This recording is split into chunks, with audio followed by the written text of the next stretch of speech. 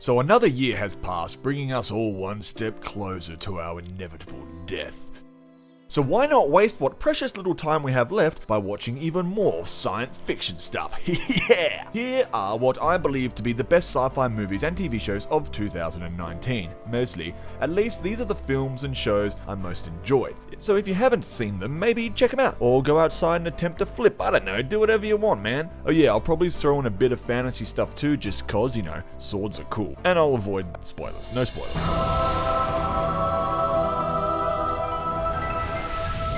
So it was a bit of a dull year for movies if you ask me, aside from a few epics. Movie-wise, we've got Avengers Endgame, obviously full fan service, but was totally out there and a great way to bring the saga to an end, at least for the moment. I'm sure they're going to do way more stuff in the future. But what I enjoyed about this film was they didn't give a fuck if you haven't seen any of the other films, too bad. This was just for the fans and they nailed it. Alita Battle Angel, swinging a bit of a miss here. This film was still pretty enjoyable though due to its excellent cast and awesome visuals. There was some quite unique and stunning cinematography that which we hadn't really seen before. It was a bit too ambitious and it didn't really tick all the boxes. It felt a bit rushed, but we don't get much cyberpunk content outside of video games, and although the pacing was a bit off and the uncanny valley effect was in full effect, visually and stylistically this movie was pretty dope. I enjoyed it. Not perfect, but it was different and I had fun with it. Plus I was really high. Spider-Man Far From Home. Now I'm not a huge Spider-Man guy. I mean, I was as a kid, I had the comics, but not so much anymore. I think with all the fucking remakes and redos, I'm just kind of over Spider-Man. But the villain in this film was fresh, and I enjoyed the more grounded threats in this film, meaning it's not some huge end of the fucking universe thing, but there's still a problem that arose that needed a solution, so insert Spider-Man and a killer cast, and away we go.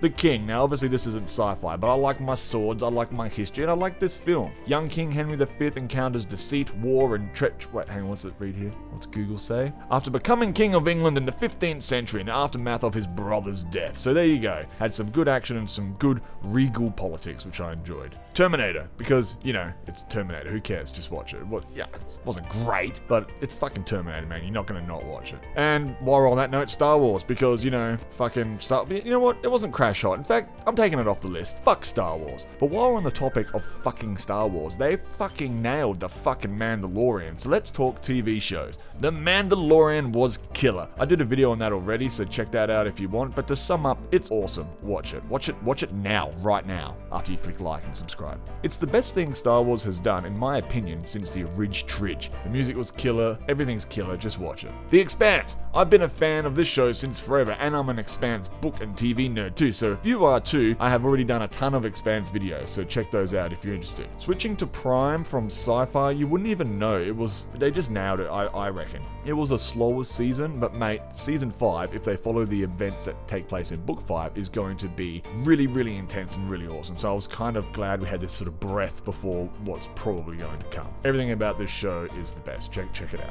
The Orville finished its second season at the beginning of the year, so I'm putting it on the list. It's great. Comedy and drama in space are the classic 80s, 90s sci-fi film. I mean, you can't really go wrong there. Rick and Morty, of course, brutal and hilarious as always, still pumping out gold. C. Now, I started off disliking this show, and I was really sort of hesitant to watch it, but I ended up kind of enjoying it. It's pretty fresh, and the cast is wicked. Again, I did a video on this, so watch that if you want to hear me ramble on about this film or TV show, whatever the fuck it is. Nightfall, again, swords and shit. History, swords, I like that. And Mark Hamill is in it for a bit, and he's fucking awesome, so check that out. You know, that gets a big old thumbs up in the bum from me. The Boys. This was weird and savage. Totally brutal, yet totally silly at the same time. I highly recommend this series due to how dark it is. It's superheroes gone wrong, I guess. Like superheroes if they're total douchebags. Stranger Things. Now look, 80s, am I right? I get it, but it's not as great as the first season. It's still going strong. If you have not seen this, it's very, very, very high production value. I very much enjoyed this, and the cast is pretty good as always.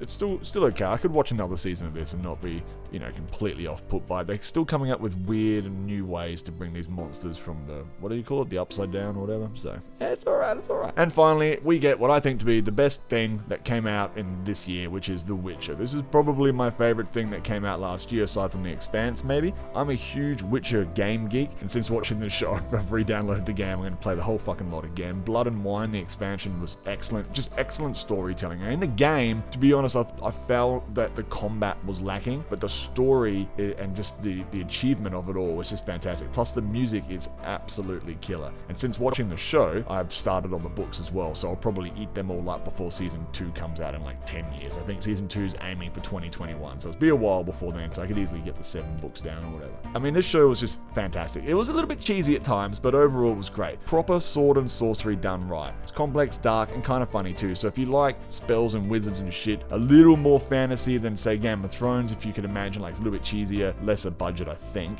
But a lot more, yeah, it's definitely just more sword and sorcery than sort of political intrigue, although there is a fair bit of that in there as well. It is complex though, and it jumps around a lot, so it's a little bit hard to follow, but if you just stick through all the way to the end, it'll make sense. I'm pretty sure this is based on the first book, or what they call the first book, something Wishes. I can't remember, I've only halfway through that, but it seems like it's following the series pretty accurately. It's just sort of short stories based around The Witcher, so, but again, I haven't even finished the first book yet, so I can't really speak to that. But the show was very, very enjoyable, and Henry Cavill fucking nailed the role of Geralt, which is not surprising as he is a huge fan of the game series, and he really pushed to get this role. Like, he begged his agent to just keep nagging the studios until he got the role, and he did, and it shows. Like, he just absolutely killed it. The music is fantastic, as I mentioned. The action is fantastic. I'm loving it to bits. It's on Netflix, so check it out if you're looking for something to fill the medieval fantasy void since Game of Thrones sort of fizzled out. It's not equally as comparable to Game of Thrones. I guess the reason why these two names come up a lot is because Game of Thrones was such an epic sword and sorcery show, and this is pretty much the only other high budget